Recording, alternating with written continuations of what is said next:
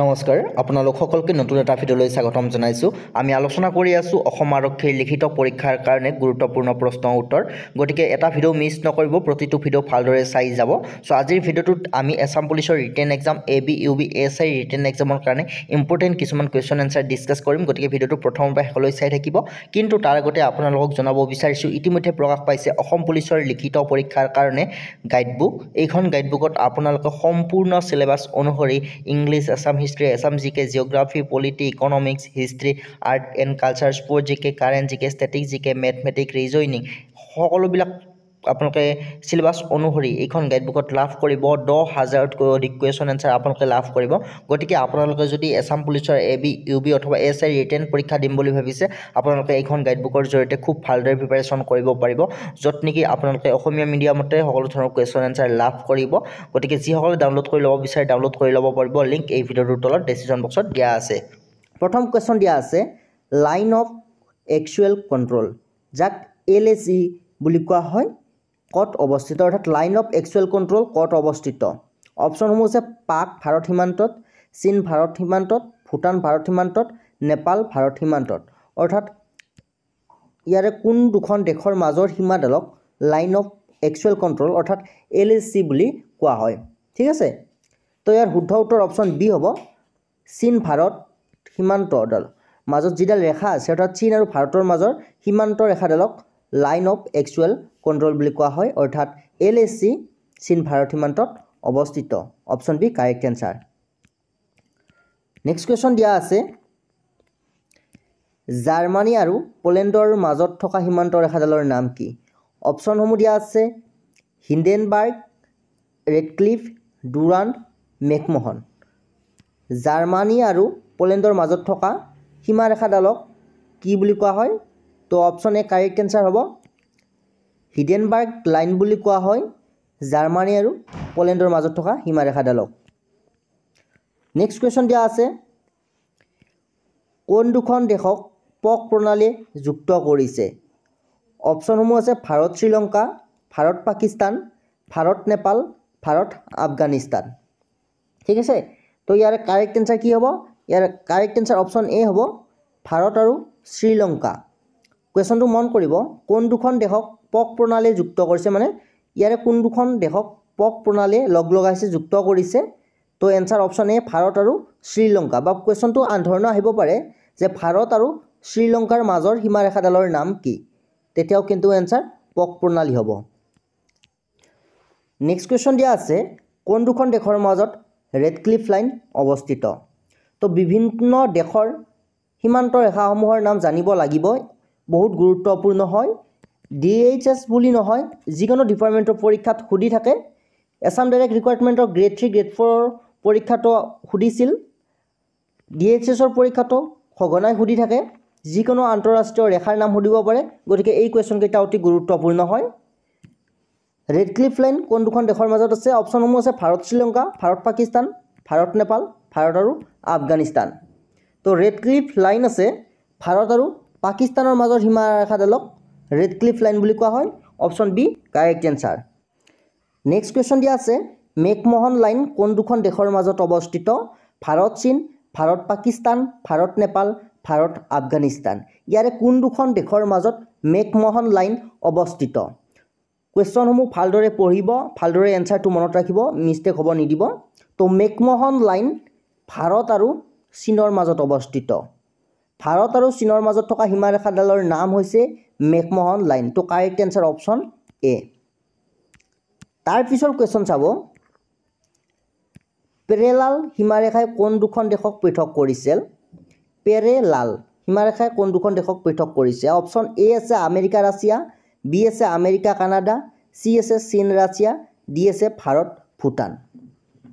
তো ইয়াৰ এনচাৰ হ'ব option B America আৰু কানাডা।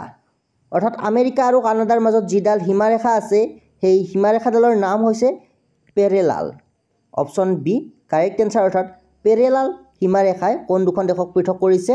আমেৰিকা আৰু কানাডাক পৃথক কৰিছে। তাৰ পিছৰ কুৱেশ্যন দিয়া আছে, ডেড চি কোন দুখন দেশৰ সীমান্তত অৱস্থিত?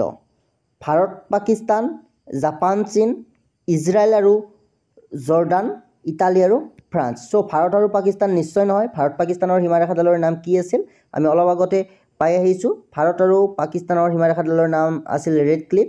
গতিকে এইটো ডাইৰেক্ট নহয়। ডেড চি কোন দুখন দেশৰ সীমাৰেখা হয়? তো অপশ্যন চি কাৰেক্ট এনচাৰ হয়। ইজৰাইল আৰু জৰ্ডান। ইজৰাইল আৰু জৰ্ডান দেশৰ সীমাৰেখাডালৰ নাম হৈছে ডেড চি। তো ইম্পৰ্টেণ্ট হয়, মনত ৰাখি থ'ব।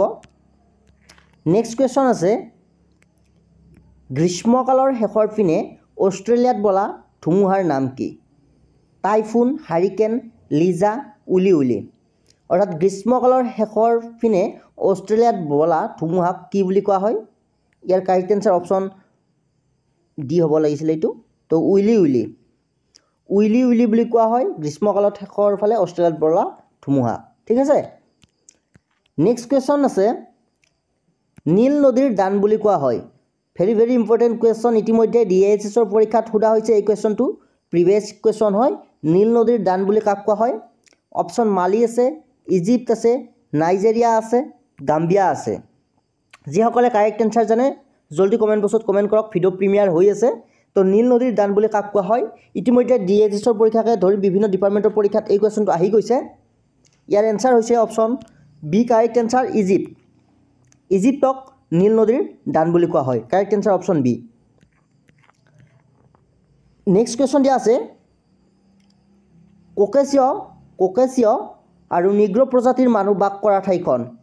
কালাহাৰী, চাহাৰা, লাগছ। তো চাওক, কোকেচিয় আৰু নিগ্ৰ প্ৰজাতিৰ মানুহ ক'ত বাস কৰে? এনেকুৱা ধৰণৰ জিঅ'গ্ৰাফিৰ কুৱেশ্যন সুধি দিব পাৰে। গতিকে জানি থোৱাটো ভাল। কোকেচিয় আৰু নিগ্ৰ প্ৰজাতিৰ মানুহ চাহাৰাত বাস কৰে। Option B correct answer. চাহাৰাত বাস কৰে কোকেচিয় আৰু নিগ্ৰ গোষ্ঠীৰ মানুহ। নেক্সট কুৱেশ্যন দিয়া আছে, মেকিনলি হৈছে এটা। মেকিনলি কি সুধিছে? হ্ৰদ, দ্বীপ, আগ্নেয়গিৰি, শৃংগ। ইয়াৰ এনচাৰ হ'ব অপশ্যন ডি কাৰেক্ট এনচাৰ। মেকিনলি হৈছে এটা শৃংগ। নেক্সট কুৱেশ্যন আছে, মেক্সিকো মহানগৰ বিশ্বৰ বৃহত্তম মহানগৰ? দ্বিতীয়, তৃতীয়, প্ৰথম, চতুৰ্থ। তো মেক্সিকো মহানগৰ বিশ্বৰ কিমানতম মহানগৰ হয়? ইয়াৰ কাৰেক্ট এনচাৰ হ'ব অপশ্যন এ দ্বিতীয় বৃহত্তম। মেক্সিকো মহানগৰ বিশ্বৰ দ্বিতীয় বৃহত্তম মহানগৰ হয়। নেক্সট কুৱেশ্যন দিয়া আছে, কেউপিনে মহাসাগৰে আগুৰি থকা মহাদেশখন? অৰ্থাৎ চাৰিওটা ফালৰ পৰা মহাসাগৰে আগুৰি থকা মহাদেশখনৰ নাম কি? অপশ্যন ইউৰোপ আছে, উত্তৰ আমেৰিকা আছে, অষ্ট্ৰেলিয়া আছে, এছিয়া আছে। ইয়াৰে কোনখন মহাদেশক চাৰিওফালৰ পৰা মহাসাগৰে আগুৰি আছে? ইম্পৰ্টেণ্ট হয়। ইয়াৰ এনচাৰ হৈছে অপশ্যন চি অষ্ট্ৰেলিয়া। অষ্ট্ৰেলিয়া মহাদেশক চাৰিওফালৰ পৰা মহাসাগৰে আগুৰি আছে। তো correct answer option C important হয়। নেক্সট কুৱেশ্যন দিয়া আছে, তলত দিয়া কোনখন ৰাষ্ট্ৰ দক্ষিণ আমেৰিকাৰ অন্তৰ্ভুক্ত নহয়? পেৰু, পানামা, ব্ৰাজিল। ইয়াৰে কোনখন ৰাষ্ট্ৰ দক্ষিণ আমেৰিকা অন্তৰ্ভুক্ত নহয়? ইয়াৰ এনচাৰ হ'ব অপশ্যন বি পানামা দক্ষিণ আমেৰিকাৰ অন্তৰ্ভুক্ত নহয়। তো পানামা উত্তৰ আমেৰিকাৰ অন্তৰ্ভুক্ত হয়, উত্তৰ আমেৰিকাত পৰে। তো দক্ষিণ আমেৰিকাৰ অন্তৰ্ভুক্ত পানামা নহয়। নেক্সট কুৱেশ্যন দিয়া আছে, কিউবাৰ ৰাজধানী? যিকোনো এখন দেশৰ বা ৰাজ্যৰ জনপ্ৰিয় ৰাজ্যৰো হ'ব পাৰে। আপোনালোকক কিন্তু ৰাজধানী কেপিটেল নেম DHSৰ পৰীক্ষাত সুধিবই। আপোনালোকে লিখি থ'ব পাৰে। 110% গেৰাণ্টি যিকোনো এখন আপোনালোকক ষ্টেটৰ ৰাজধানীৰ নাম সুধিব। তো কিউবাৰ ৰাজধানী অপশ্যনসমূহ আছে পানামা, হাভানা, অটোৱা, কিংষ্টন। তো DHSৰ পৰীক্ষাৰ কাৰণে কিছুমান এনেকুৱা ধৰণৰ ইম্পৰ্টেণ্ট টপিক আছে যিবোৰ টপিকৰ ওপৰত আপোনালোকৰ কুৱেশ্যন সোধাৰ যথেষ্টখিনি চান্স থাকে। তেনেকুৱা এটা টপিক হৈছে কেপিটেল কাৰেঞ্চিৰ ওপৰত আপোনালোকক কুৱেশ্যন সুধিবই। আপোনালোকে লিখি থ'ব পাৰে। 110% গেৰাণ্টি। কেপিটেল আৰু কাৰেঞ্চিৰ ওপৰত আপোনালোকৰ এটা কুৱেশ্যন আহিবই। তো কিউবাৰ ৰাজধানী কি সুধিছে? ইয়াৰ এনচাৰ হ'ব অপশ্যন বি হাভানা।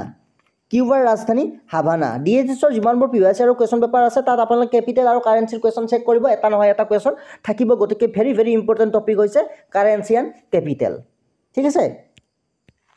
নেক্সট আছে, তলৰ কোনটো জাগ্ৰত আগ্নেয়গিৰিৰ উদাহৰণ? আমি প্ৰতিটো ভিডিঅ'ত প্ৰায় 2-3টা প্ৰিভিয়াছ ইয়াৰৰ কুৱেশ্যন আলোচনা কৰি যাম।